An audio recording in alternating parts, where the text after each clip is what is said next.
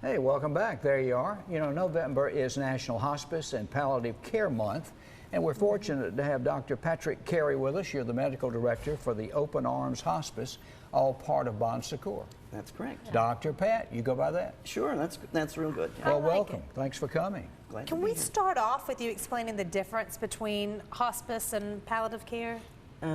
Palliative care contains hospice. Hospice is part of palliative care. Okay. Sort of the last part of palliative care when death is either imminent or somewhat predictable, as occurring in 6 months. Yeah. Ah, okay. And then the other one could just be if you just need extra help. It's palliative care comes in when curing is not longer possible and caring remains the center focus of care. And sometimes you can have curative and palliative care at the same time. I got you.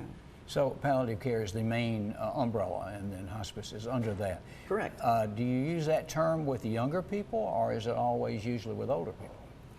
Well, there is pediatric hospice. Okay, I didn't know that. And fortunately, that's not something I do. I'm not sure I have the heart that's I was going to strong say, enough oh for gosh, that. there's no way. Right. That would be sad. But let's talk to when is it that hospice is determined? Okay, it's now time. Does the patient make that decision? Do you guys make that decision? Well, an American Or the patient's philosopher families, I once should say. said that making predictions is very hard, particularly when it involves the future. Right. And I was watching Christy do her newscast. I was really impressed that she can predict the future every minute of the day with absolute sincerity. But doctors are very, very bad at predicting the future. It's almost impossible to know the hour of someone else's demise. Right. Sure. And I know doctors rarely call the delivery date right. That's right, too. That's Start and finish, but in between, they're in pretty between, good. you got it all. The start and finish, God kind of has a lot to do with that one. Let's talk about the cost for hospice and who pays for that. Well, the simplest answer is if you are a Medicare beneficiary, generally over the age of 65, it is 100% paid by Medicare. Private insurance, it's a little bit more hit and miss. Medicaid also pays the full cost of hospice. And what all can a hospice worker do? Because, you know, one of my best friends, her dad had Parkinson's, and they, of course, cared for him for many years. And then the final week, hospice came in, because, I mean, he was in bad shape. And they relieved this family so much, because you can only sit by someone for so long without, you need a second for yourself. Well, you used a good word, Megan, when you said relieve. Yeah. Hospice is all about relieving distress, relieving suffering. And it's also important to remember that it's a team enterprise. I'm here as the doctor, but I'm a little bit more in the background. It's about nursing and physical care of the patient by nurse's assistant, social worker gets involved, and of course the chaplain gets involved. Yeah. Well, I found with hospice, long before we started this show with my mother, the hospice people, they can explain what the patient's going through and in what stage they are as they approach perhaps death. That was interesting to know. Well, information can be very, very helpful. Yeah. I can't cure a lot, but I can explain most things. Yeah.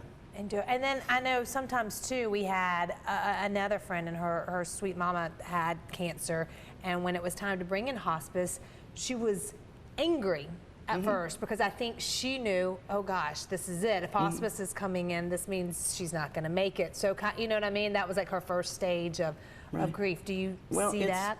It's important to convince the patient and convince the family that caring goes on even when the effort to cure is no longer possible. Right. And that we're very concerned about relieving their pain and other symptoms, shortness of breath, nausea, extreme fatigue, confusion. Those are frightening complications that occur. But early on, the main thing is to let the patient know they're not being abandoned. Right, you're not They alone. feel like they've been quit on. And we need them to know that they're not quit on. We're here and we're going to be with them all the way. And you answered my question off camera. Many times after hospice comes in, the patient could improve. You know, I believe in miracles, don't you? Oh, absolutely. And sometimes hospice is sent back to. Well, I believe in miracles, but I also believe in human error. Oh, yeah. And doctors are not great at predicting the future. Yeah. Not as good as weather people. I like Denise that. Christie. Yeah, Yes. we believe in her. As we get ready to leave, can you kind of explain more about what's offered at Open Arms Hospice and the McCall House? Well, McCall exists as a place of respite to provide care for patients when the families are exhausted for 5 days. We also exist to provide care for patients who can't be made comfortable at home despite our best efforts. Maybe they need injections or complex wound care or other things.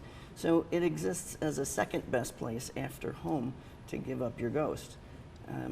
But in-home care involves providing the medications necessary to improve comfort, providing other services and supports to allow people to have the fullest life they can in the time that they have remaining. We all have a tough job, but anyone that I've ever talked to, they're like, we couldn't have made it without our hospice workers. So I know it's a tough job, but y'all do a great job. Well, appreciate that very much. Thank you very much for coming on and telling us about it. There's more information on your screen if you want to learn more about them. Well, I'll take your thanks on behalf of the team. Absolutely. Thanks, Dr. Thank you, Pat. Doctor. Yeah. Very good. All right, coming up next, let's talk a little positivity and health. That's what Girls on the Run inspires, and we're going to tell you how you can get involved when we come back.